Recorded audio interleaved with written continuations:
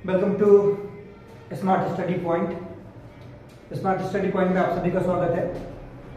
आज के क्लास में हम लोग देखेंगे रासायनिक अभिक्रियाओं की विशेषताएं।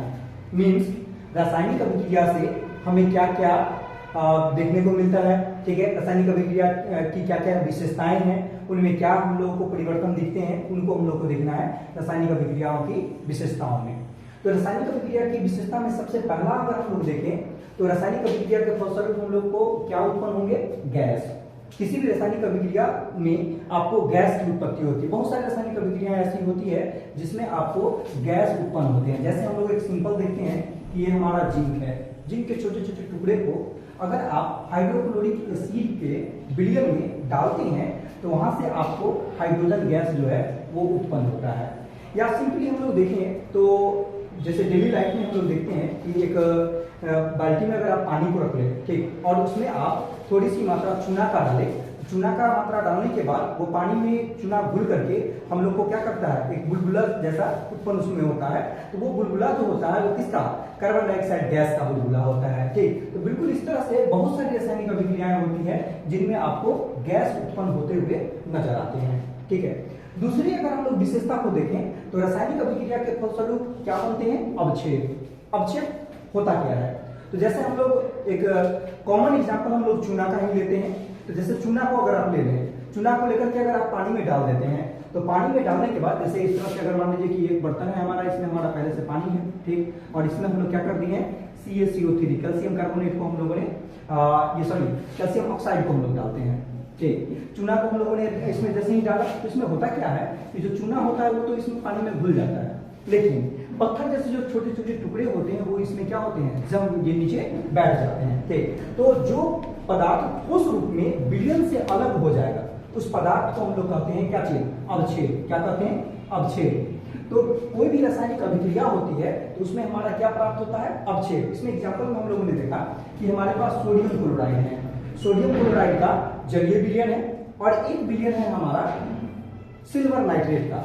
ठीक, तो अगर आप सोडियम क्लोराइड के जलीय विलयन में सिल्वर नाइट्रेट को आप क्या करते हैं? डालते हैं। जैसे ही सिल्वर नाइट्रेट को आप डालते हैं तो वहां से आपके पास AgCl मींस सिल्वर क्लोराइड का एक ठोस अवक्षेप जो है उस विलयन से अलग हो जाता है। सफेद अवक्षेप, ठीक है, सफेद अवक्षेप जो होता है वो यहां से अलग हो जाता है। ठीक, तो ये जो सफेद अवक्षेप बना, ठीक, इसको हम लोग क्या कहते हैं? अवक्षेपण। ये प्रक्रिया को हम लोग कह देते हैं अवक्षेपण। तो कोई भी रासायनिक अभिक्रिया होगी, ठीक, तो बहुत सारे ऐसी रासायनिक अभिक्रिया होती है जिसमें हमारे पास अवक्षेप वहां से क्या हो जाते हैं? अलग हो जाते हैं। अब नेक्स्ट हम लोग देख रहे हैं कि रासायनिक अभिक्रिया के फलस्वरूप रंग में परिवर्तन होता है। रंग में परिवर्तन की अगर हम लोग बात करें तो वही सिंपल एग्जांपल हम लोग का चूना को जैसे ही पानी में हम लोग डालते हैं तो पानी का तो कोई रंग होता नहीं है, वो रंगहीन होता है। जैसे ही हम लोग चूना को इसमें डालते हैं तो पानी का रंग कैसा हो जाता है? दूधिया। तो वहां भी क्या हो गया कि जैसे ही पानी का रंग ये दूधिया हुआ, इट मींस क्या कि यहाँ की रासायनिक अभिक्रिया हुई और अभिक्रिया के बाद क्या हुआ तो रंग में यहाँ पर परिवर्तन हम लोग को देखने को मिल गया। तो इस तरह की बहुत सारी रासायनिक अभिक्रियाएं हैं जहां पर आपको रंग में परिवर्तन दिखता है। उसके बाद नेक्स्ट अगर हम लोग देखें तो कुछ रासायनिक अभिक्रिया के फलस्वरूप ताप में परिवर्तन देखने को मिलता है।